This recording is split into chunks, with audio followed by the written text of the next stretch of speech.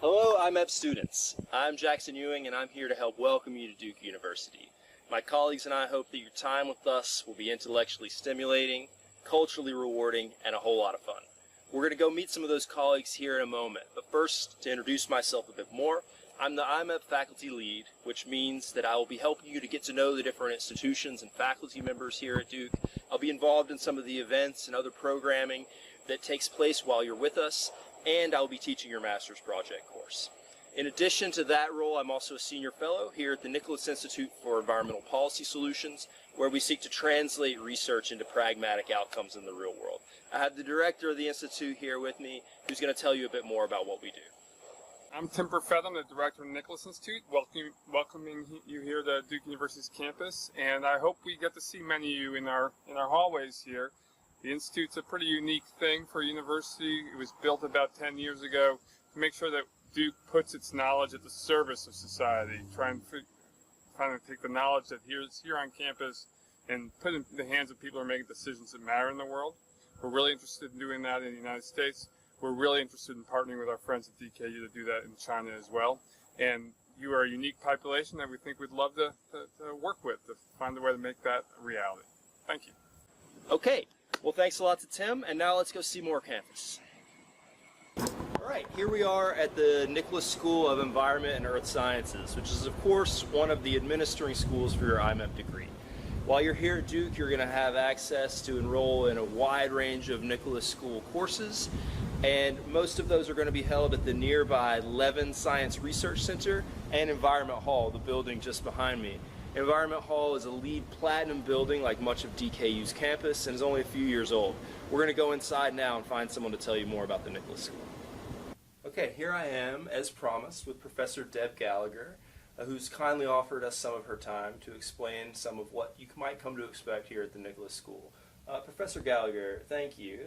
Tell us a bit to start with about your role here. Sure. I am the Director of Professional Studies at the Nicholas School, which means I'm the faculty member over the Master's in Environmental Management program. I've been here for about 16 years, and I also teach courses in business strategy, sustainable business strategy, and environmental policy. Great. So having been here over a decade and a half, what are some of your favorite things about this place? What I really love about the Nicholas School is that we're all connected to a mission. We're all here to protect the earth, to teach students to be good stewards of the earth and how to make a difference in the world. And it's just wonderful to be in a place where everybody is concerned about the same issues. Well, that's really inspiring to hear. I know that our IMEP students are very much committed to that sort of mission. What's your message to them? What do you think that they should try to get out of the Nicholas School? How do you think they can really maximize their experience here? I think that we have some really, really wonderful faculty members that are studying really interesting things and have a lot to offer in terms of learning and skills and tools to address problems. I also think faculty members are really open to meeting and working with students. We also have a lot of opportunities to engage outside of the classroom, not just in research, but in applied work for clients and also for government agencies or other kinds of groups that you can actually use your skills and solve real concrete problems. Also, the students are amazing. So just getting to know all of the students at the Nicholas School who do all kinds of things all the time. Great. Well, thank you for that message, and that's exactly the sort of experience we're going to try to facilitate for our IMEP students. We look forward to having you involved when they come over. So thank you again. Thank you. I look forward to it too. All right. Okay, so here we are at the Sanford School of Public Policy, the other administering school of your degree. It's made up of a couple of buildings, the Sanford Building and Rubenstein Hall, which together are going to be the places where you take classes, you meet with different faculty members and staff members as needed, and you're going to be able to come to a number of events that Sanford's always putting on with some really exciting speakers. We're going to go into Sanford now and find someone to tell you a bit more. Okay, so as promised, we're here with Professor Ken Rogerson. Professor Rogerson, could you just tell our IMEP students a bit more about yourself and the sort of role you might play when they're here? Sure, Jackson. Thanks very much. I'm Ken Rogerson. I'm the Director of Graduate Studies for the Masters of Public Policy program here at the Sanford School. My background is that I do research in the internet and media and politics, and that's kind of where I am personally. But more importantly, I'm here to welcome you to the Sanford School. Thank you, Professor. You've been to DKU, haven't you? I have. I spent the fall of 2016 teaching in the undergraduate program there, but had the chance to interact with people from the students from the graduate programs as well. Now, the IMET program didn't exist at the time, but I had a chance to see the places that you have been and the classrooms that you're in and the food that you eat over there, and it was a really beautiful experience for me. I enjoyed being there, and we hope that we can make you as welcome here as I was made to feel welcome at DKU. Oh, wonderful. So if there's any one or two things that you think our IMET students should know about coming into Sanford, what would that be? So be ready to be flexible. You may look at the course catalog and think, I will only be happy if I take these 4 courses. But don't worry so much about the exact topics of the things that you take.